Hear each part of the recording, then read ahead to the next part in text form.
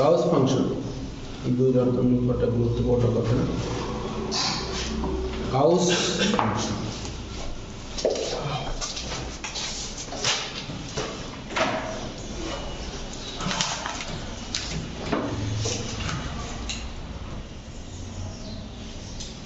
Gauss function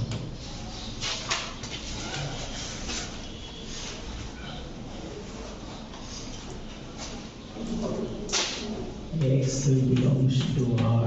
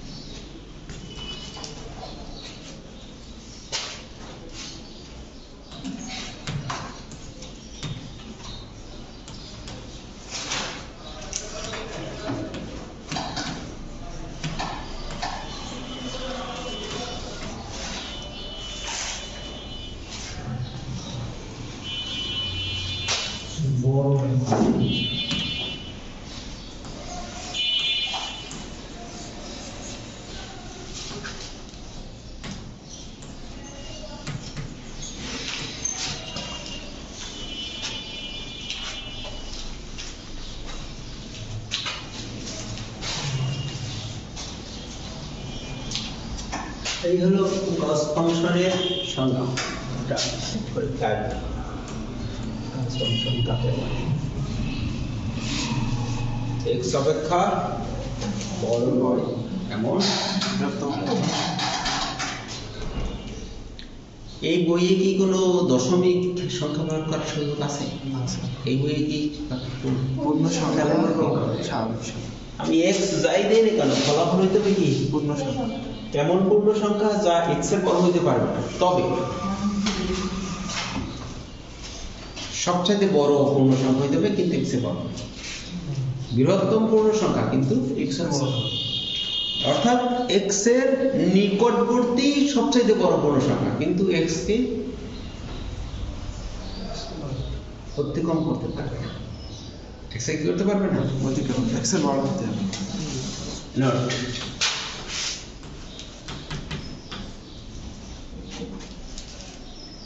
7.9 এর Gauss function কত? 7.9 এর সবচেয়ে কাছের পূর্ণ সংখ্যাটা কিন্তু 7.9 এর ভাগে হইতে পারবে না, মানে এইটা চাইতে বড় হতে পারবে না। তাহলে এইটার নিকটবর্তী বড় পূর্ণ সংখ্যা 7। 7.1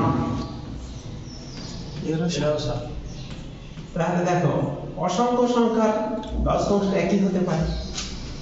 7.2 7.5 যা দেব সবই কি 7। 5 এর গাউস ফাংশন 5।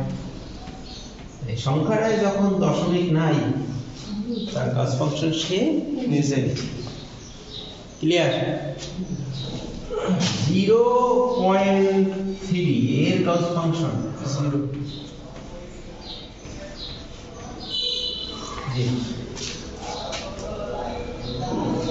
0 এর গাউস ফাংশন 0।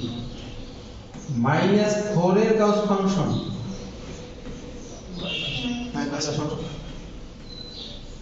পূর্ণ সংখ্যা হলে সে নিচে। আর একটা উদাহরণ দিয়ে শেষ করব। -6.3 এর গাউস ফাংশন 7। क्या -6 এর বড় 7 হয় কেমনে? -7 ছাড়া আমার বলেছে -7। -7 না -6 না 6 তো বড় এই দেখেন মাইনাসের ক্ষেত্রে কিন্তু একটু এইদিকে সবাই পারে কিন্তু এইটা গিয়ে সব গন্ডগোল থাকে অতীতে দেখেছি কারণ -6 তো -6 তো বড় হয়ে যাবে -6.3 ছোট হলো -7 মাইনাসের ক্ষেত্রে কিন্তু একটু এর মতো কাজ করতেছে না ক্লাস 6 এর বেসিক এটা তাহলে এই আছে গস ফাংশনের বিষয় হয়ে গেছে এখন গস ফাংশন একটা প্রশ্ন আছে এটা পরীক্ষা আসবে আরো কিছু প্রশ্ন আছে আমরা সূত্র করব এরপরে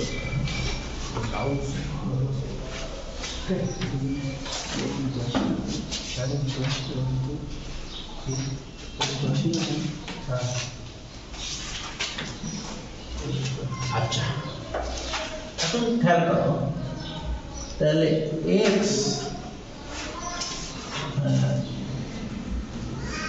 equal to x যখন x পূর্ণ সংখ্যা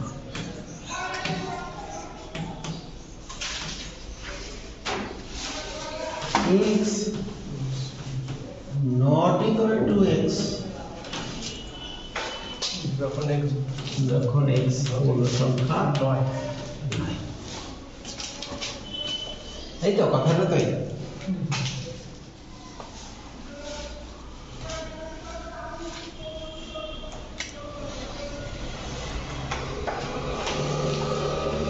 এখন 7.3 এইটা 7.3 এইটার কি সমান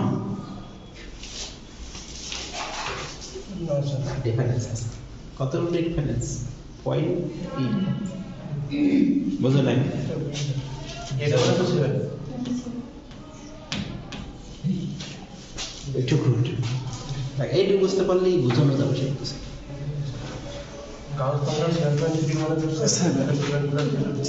এইটা তো 7 এইটা এইটুকু যোগ করলে তো এইটা পাবো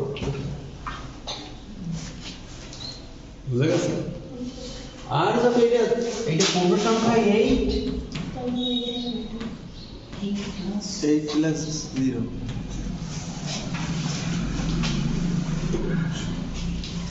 7.9 পয়েন্ট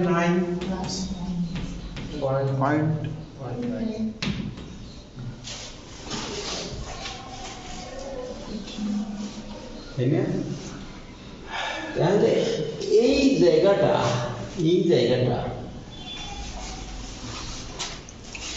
রেঞ্জ কেমন হতে পারে কত থেকে কত ওই জায়গায় রেঞ্জ 0.1 থেকে 0. না জিরোর থেকে বেশি দেখাচ্ছে এটা থেকে বেশি কেন জিরো সহ জিরো সহ এই যে 0.3 হতে পারে 0.9 হতে পারে 0.2 হতে পারে 0.8 হতে পারে সর্বোচ্চ কত এই এক দিয়ে ফার্স্ট ব্রেক আছে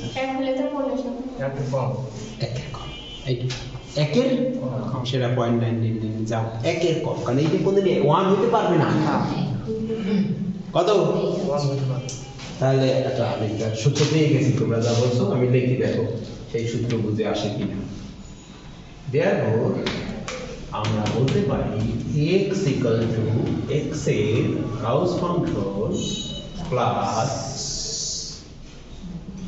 alpha যেখানে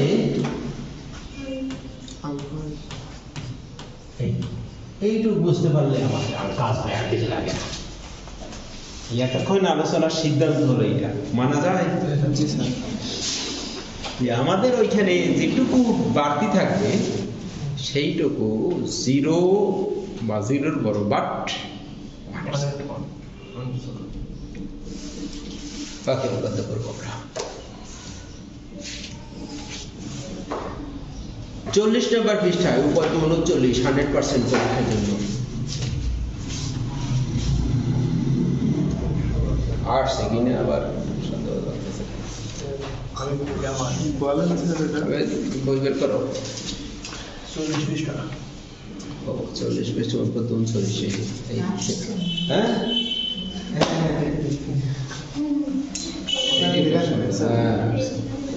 আসছে আসছে আর লাগলো না এই উত্তরটা আমার এটা কিনে হলো এটাই প্রশ্ন এস তেছালের প্রশ্ন এসে গেছে আচ্ছা তাহলে আমরা 41 পৃষ্ঠায় স্যার এই উপপাদ্যটা ডিসক্রিটেও আছে স্যার বিস্কিট আছে বিস্কিটে আছে যদি না এসে থাকে ওখানে এটা আবার আসবে যদি না এসে থাকে এটা তো পড়া ভালো এই পুরো চ্যাপ্টারটাই বিস্কিট আছে ডিসক্রিট আছে না দেখো যদি না থাকে এখানে পড়ে নিতে তো না এটা ওরা বলা এই বইয়ে যে তো বই কাটছে বিস্কিট বই পড়া 41 পৃষ্ঠায় আর একটা টপিক আছে এরপরে আমরা উদাহরণে চলে যাবো অঙ্ক চলে যাবো থিওরিটিক্যাল পার্ট এখানে শেষ হবে এর পি ঘাত এর পি ঘাত এইটা পরবর্তী একটা উপপাদ্য আছে 42 পৃষ্ঠায় উপপাদ্য অ্যাকচুয়ালি সেটা পড়ে এর ইম্পর্টেন্ট আছে হ্যাঁ ইম্পর্টেন্ট ও এই উপপাদ্য সঙ্গে ইম্পর্টেন্ট আরে অঙ্ক আছে পরে সেটা ইম্পর্টেন্ট উপপাদ্য পড়বো না আমি উপপাদ্য শুধু ফলাফল নিয়ে যেতে হবে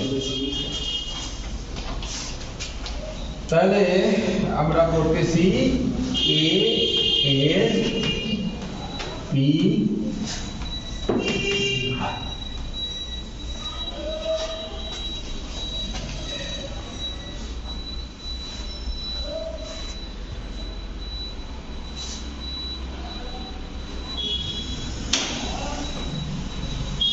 আচ্ছা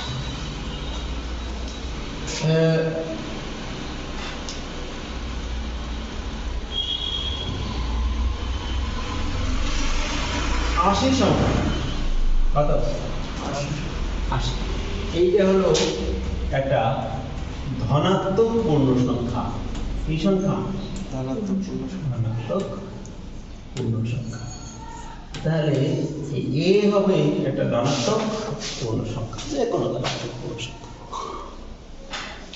আর একটা মৌলিক সংখ্যা নিতে হবে সেইটা হবে পি মানে ধরে 2 ওই যে উপরে এ আর পি পরিষ্কারকে বোঝার চেষ্টা করে এ হলো কি কি হলো মৌলিক সংখ্যা এ ধনাত্মক পূর্ণ সংখ্যা এই হলো এখানে আমি একটা সংখ্যা আছে 80 আর একটা সংখ্যা নিয়েছি 2 দিয়ে কি 80 বিভাজ্য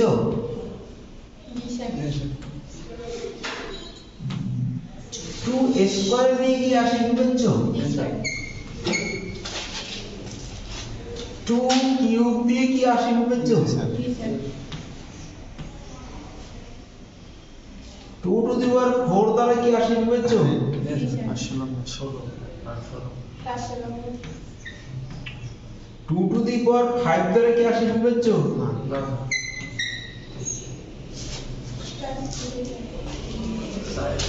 এই যে কিন্তু সব গঠনটা চলে আসতেছে বুঝতে পারলে হয়ে যাবে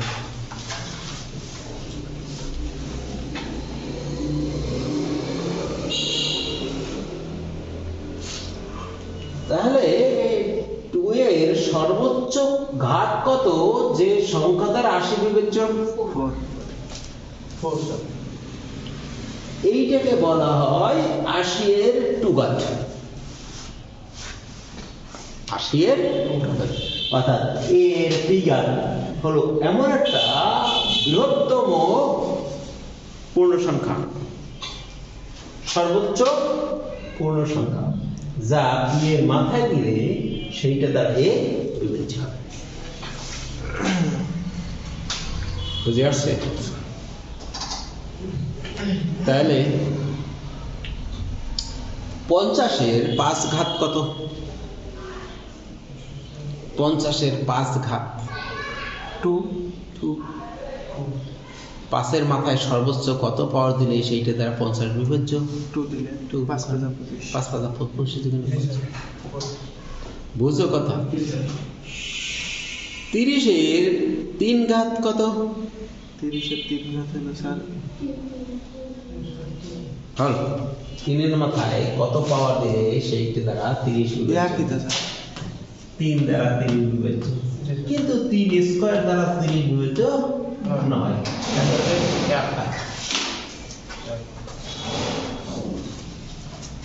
কথা কি বুঝে আসছে? তাহলে এখন আমরা সংখ্যা লিখে ফেলি। a এর বিঘাত 100%, a এর বিঘাত। লেখা ধরি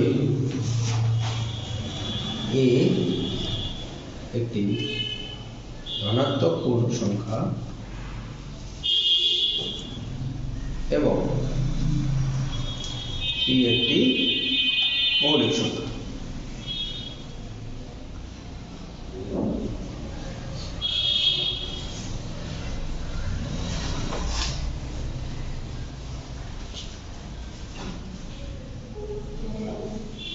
আচ্ছা, তাহলে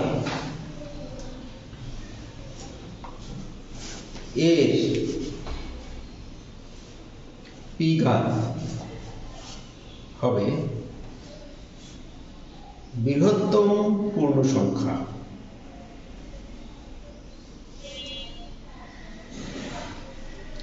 স্মল n, যেন P two the power n দ্বারা দেখো যা তখন আলোচনা করছি যে আমরা এই সংখ্যা কাটাচ্ছি, সর্বোচ্চ যে পাওয়ার দ্বারা এই বিবেচ্য হবে দিয়ে সেইটাই হলো এর ইহা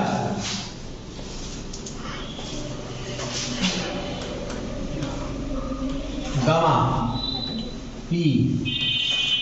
এইবার প্রকাশ করবো এর বিঘাতটা কি দ্বারা প্রকাশ করবো? গামা নিচে হলো পি ব্র্যাকেট হলে এ, ফলাফলটা কি? n।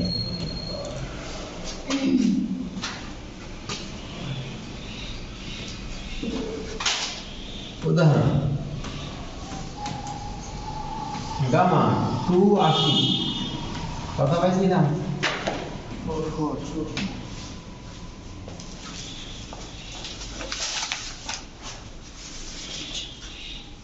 এরপরে একটা থিওরেম আছে, চলে যাও পরের পৃষ্ঠায়। এই থিওরেমটার ফলাফলটা নিয়ে আমরা অঙ্কে চলে যাবো। থিওরেম পড়বো না, আমরা পড়বো না। এই থিওরেম করে অঙ্ক আসে পরীক্ষা। ফ্যাক্টোরিয়ালের মধ্যে সর্বোচ্চ ঘাত আমরা কেমনি বের করব? আচ্ছা, ফ্যাক্টোরিয়াল n এর মধ্যে p এর সর্বোচ্চ ঘাত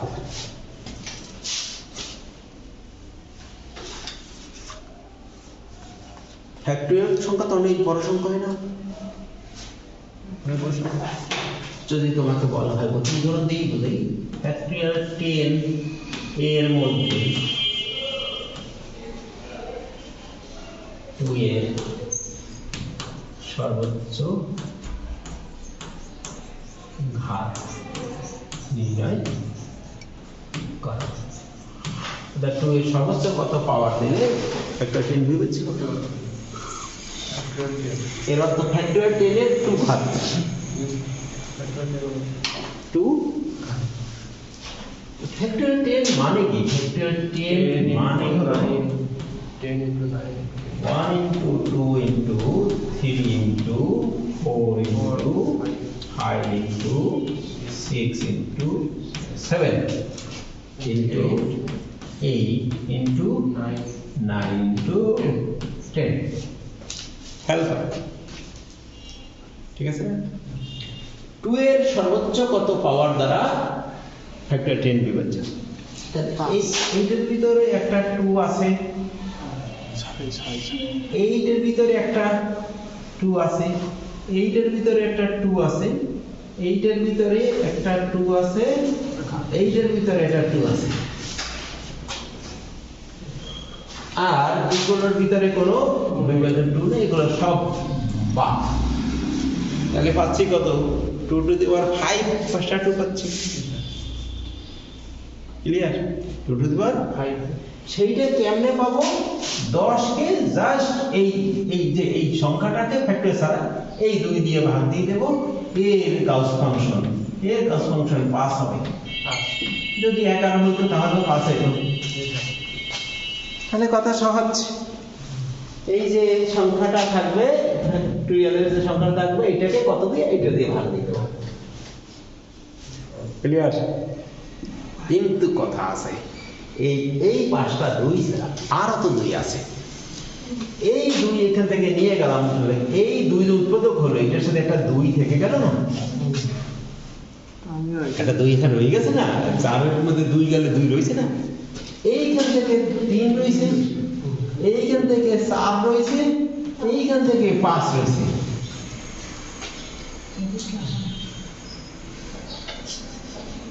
এইটার কোনো ভূমিকা নাই, কিন্তু এই জায়গা থেকে আরেকটা 2 যাবে, এইখান থেকে আরেকটা 2 যাবে, আরো তো 2 এর পাওয়ার 2 পাই যাবে, তো 5 তো পাওয়ার পাই যাবে, আরো 2টা 2 বেশি, তাহলে পাওয়ার 60 হইলো। আমার ঘরের মধ্যে তো আরো আরেকটা আবার ঠিক আছে, তাহলে 8 হলো 2 এর পাওয়ার 60। মজার বিষয়, কিন্তু বুঝিটা থেকে ভালো লাগে না। তাহলে এখন সেই যে আরো যে 2টা 2 আছে, সেইটা পাবো কিভাবে? সেইটা পাবো 10 ভাগ এই 2 একবার আছে না, 2 এর স্কয়ার দিয়ে, কারণ দ্বিতীয়বার 2 দেখতেছে। দেখেন এটার ফলাফল কত, এটার গাউস ফাংশন কত? কারণ 4 দিয়া 10 কে ভাগ করলে 2 পয়েন্ট সামথিং হয়, তাহলে 2 তাহলে এই যে পরের যে 2টা 2 পাচ্ছি, এই সূত্র দিয়ে পাচ্ছি, খালি এই যেটা থাকবে সেটা স্কয়ার হইছে। না 2 কি শেষ হয়েছে না আরেকটা আছে? আরেকটা 2 পাচ্ছি, এইটা আরো একটা 2, এই 2 টা তার কি পাবো? 10 ডিভাইড বাই 2 কিউব, কারণ দ্বিতীয়বার এইটার রেজাল্ট কত? এইটার রেজাল্ট 1 পয়েন্ট সামথিং মানে 1, তাহলে কত হলো? 5 যোগ 2 2 এর সর্বোচ্চ পাওয়ার আছে, তাহলে একবার 2 দিয়ে ভাগ দেব, 2 স্কয়ার দিয়ে দেব, এখন কতক্ষণ ভাগ দেব এটাই তো কথা। এখন সংখ্যাটা তো 100 ফ্যাক্টরিয়াল, তখন ভাগ দেব কখন? যতক্ষণ এই ভাগফল 0 না হয়। পরেরটা হলো 10 ভাগ 2 টু দি পাওয়ার 4, এই ফলাফল তো 0 হয়ে যাচ্ছে, তাহলে ফলাফল 0 না হওয়া পর্যন্ত ভাগই থাকবে। এটাই উপরে তাকায় দেখো, উপরে লেখা দেখো, n বাই p যোগ n বাই p স্কয়ার যোগ n by p to the power n, কতক্ষণ এখানে সূত্র শর্ত দিয়ে গেছে।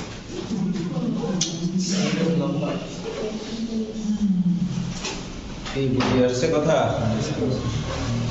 তাহলে আমাদের সব পড়া শেষ, এইবারে আমরা অঙ্ক আমরা এইগুলো আগে করবো। দাদা